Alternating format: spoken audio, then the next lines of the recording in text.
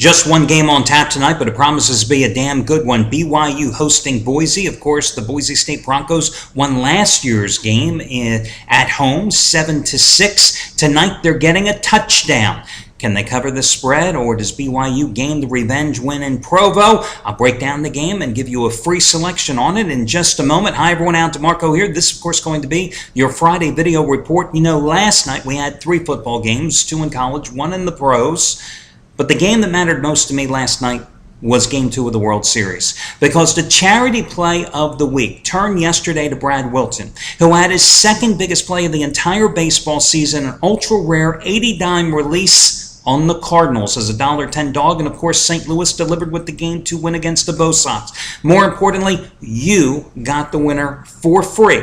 You didn't pay $75, the regular price. You got it for free as the Charity Play of the Week program won for the 21st time in the past 31 weeks. Now think about that for a second, guys. 31 weeks, 21 winners. You've gotten them all free thanks to me, this site, and the Charity Play of the Week program. Well, now, guys, as you know, it's time to pay it forward. It's quid pro quo time, as I like to say, because I gave you a winner courtesy of Brad Wilton that cost $75 for free. You got the play for only one reason, because you were betting on it. Now, I expect you to make a donation to help somebody else in a time of need. And let me bring to your attention the story. And it's a heartbreaking story, guys, like just about every single one of these in the Charity Play of the Week program since I started it nearly 2 years ago. It's about a story of identical twin girls that were born back on August 14th to a couple in the Denver, Colorado area.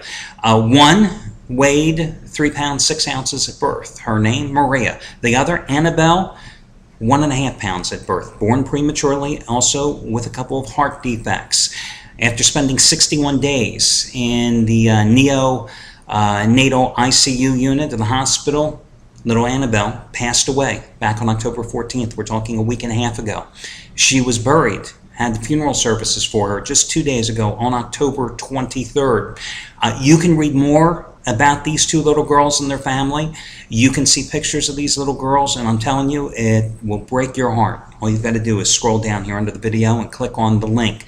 But more importantly, this is a family that has mounting medical bills, funeral expenses, and I'm asking you now, as part of the Charity Play of the Week program, to make a donation to help them out. I realize a lot of you play offshore. I realize a lot of you don't have access to your funds for 5 to 7 days. But the link will be here. The donation information will be here. If you participate in the program, you know what I ask, that you participate in giving and helping others. I'm not looking for freeloaders. I'm looking for a community of caregivers, which we have built together over the past year and a half, with me giving away $3.9 million worth of action for free. And in turn, you guys have contributed, I would guesstimate, over $300,000 to helping various folks in times of financial duress. And again, I'm asking you to make a donation today. Scroll down the page. You'll see the link to the Facebook charity fundraiser page. You can give using PayPal, Visa, MasterCard, whatever. All the instructions are down here on the page. And again, I'm asking you, you got the play for free, to go ahead and make a donation. Listen, I started this program because it was an outreach of my own personal charitable donations. As I handicap, and I come across all the different newspapers that I use across the country, and I see certain stories, it dawned on me that I'm giving my money to these charities and these folks that need help. Perhaps I can do something good, create a greater good among gamblers, and that's what we've done. Building a community of caregivers, you and me together, because without you, it doesn't work, guys. And together, we have helped countless people along the way. So again, it's time for you to pay it forward and to once again contribute, because guys, the bottom line is I have made you a fortune the past 2 years, thanks to the Charity Play of the Week program. So not that good karma guarantees winning and gambling success, but you damn well know it certainly doesn't hurt to have as much good karma in your life, and that's the bottom line. Now, as for Brad Wilton, as I often do after a handicapper allows me to give away their play for free, I try to make good for them as well, and I want to make you a special offer out there. You know, Brad Wilton has been the hottest handicapper along with Shawn Michaels here at the site for months now. In fact, $10 bettors have now won $12,310 following his betting advice since early July, following last night's 80-dime winner, and of course earlier this week hit the biggest play of his career, 150-dime winner on UL Lafayette easily on Tuesday night at Arkansas State. And that was on the heels of hitting a huge 100-dime play last Saturday with Oregon State crushing California by 32 points. Listen, I know for a fact that Wilton's going to have a 150-dime play, another one, Saturday or Sunday. I don't know which day it is, but I happened to talk to him earlier today. He said he was going to be releasing it once he narrowed down the field between the games that he was picking at. Here's the bottom line. If you want to save $100 off of Brad Wilton's 30-day service package, use coupon code BRAD100.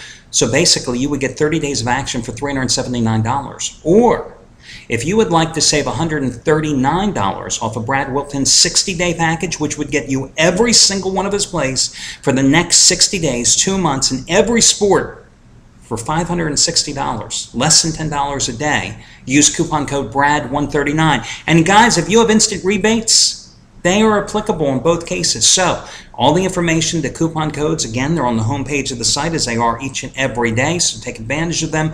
I mean, like I said, the numbers speak for themselves. Tonight he's got 30-dime winner number 9 out of 14. You know, the guy has just been on a phenomenal tear. So those are the coupons to save you money in terms of Brad Wilton. Now, Anthony Redd, props going out to him, had another trifecta last night, a 60-dime trifecta, hit 2 out of 3, cashed in with the Panthers, cashed in with Middle Tennessee State, loser with Mississippi State, now 7-2 with his last 9 football trifectas. That's when he releases 3 plays, all equally rated, and they've made $10 bettors, a little over $2,800. Meanwhile, he's going for winning day number 10 out of 13 today, $10 bettors up over $3,500 the past dozen days, with 50-dime college winner number 8 out of 12, Boise and BYU. Last Friday, of course, 50-dime winner, Central Florida. Remember the huge comeback in the second half? I certainly remember.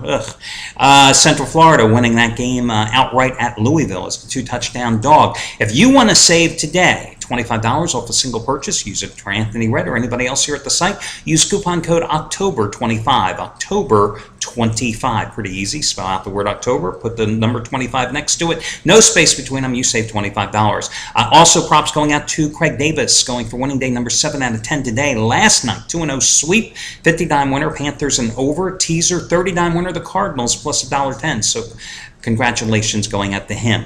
Let's talk about the $5 play of the day. Unfortunately, it was the wrong side last night as Scott Delaney lost. However, today we're turning to Brett Atkins, who has his biggest college football totals release of the season. First 50-dime play. You can get it for $5 simply by using the coupon code BRETT5, B-R-E-T-T, and the number 5, BRETT5. In fact, this is not only the total, but the 50-dime play matches his biggest college football play side or total of the entire season. And you can get it, again, for just $5 tonight by using coupon code BRETT5 and save $70 in the process. Let's talk about this Boise-BYU contest. I mean, Boise State last year won, scored their only touchdown on an interception return playing at home, 7-6 as a 6.5-point favorite. Defense held BYU to 200 total yard. BYU... Let me just back up here. BYU, I remember this game because I was on the losing side of this game. Oh, it killed me last year. BYU marched down the field, though. 11 plays, 95 yards, about 3.5 minutes to go. Now it's a 7-6 game. BYU, instead of kicking the extra point, they go for the win. They go for the 2-point conversion. They miss it. They lose the game 7-6. Well, here's some amazing trends. You know, Boise State has won 50 consecutive games straight up in the month of October. They've won 21 in a row against Utah-based team. Weber State, Utah, BYU, okay? They're 89-13 straight up since Chris Peterson took over the program, and this is only the 5th time in all those years that Peterson has been their head coach that they've been an underdog of 6 points or more. But, of course, let's talk about BYU, a team that is 44-9 straight up at home with Bronco Mendenhall leading the charge. You got a 7-point line in this game. It's a damn tough game, and there's a lot of variables involved here as well. You know, Joe Southwick, the veteran quarterback for for Boise State, suffered a broken ankle early in last week's game against Nevada. So his backup, Grant Hendrick, who is not like some rube right out of high school. This guy turns 22 years old tomorrow, okay? He's been backup for a year and a half. He's a very strong runner. He's a junior. Well, he came off the bench, 18 for 21 in that contest for 150 yards passing. Then he carried the ball 8 times for 115 yards and 2 scores, as well as Boise ran for 407 yards in that contest. So he brings a different element to the Boise State offense here tonight. Now, BYU, Taysom Hill, geez.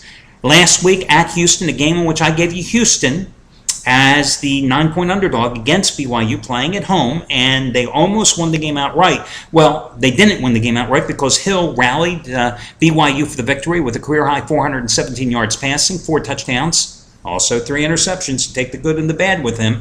He had 194 yards rushing total in the game, but it netted out to 128 because he was sacked 8 times in the contest. But he has certainly turned up his game passing-wise. You remember my first college play of the season. In fact, I lost. I had BYU at Virginia, and BYU, rather than using its defense to protect the lead late in the contest in the rain, they had Hill dropping back, and he throws an interception on a 3rd and 6 play. And the next play later, it's a it's a score for Virginia, and they win the game. Okay, first 3 games of the season, he was completing 35% of his passes. But last 4 games, 66% of his passes for over 1,100 yards and 8 touchdowns. And the guy's already run for 772 yards this season. So you have 2 teams that are dynamic offensively. You've got 2 quarterbacks that, one, a proven thing that's on a red-hot roll, the other, a career backup who's making his first start since high school, but both of them can run the ball. How do you not play it over?